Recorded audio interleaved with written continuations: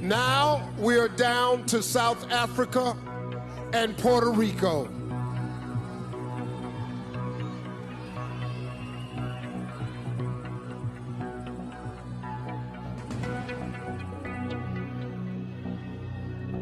Only one of you can be crowned our new Miss Universe.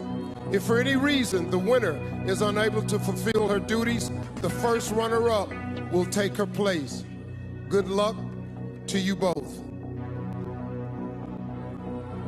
The new Miss Universe is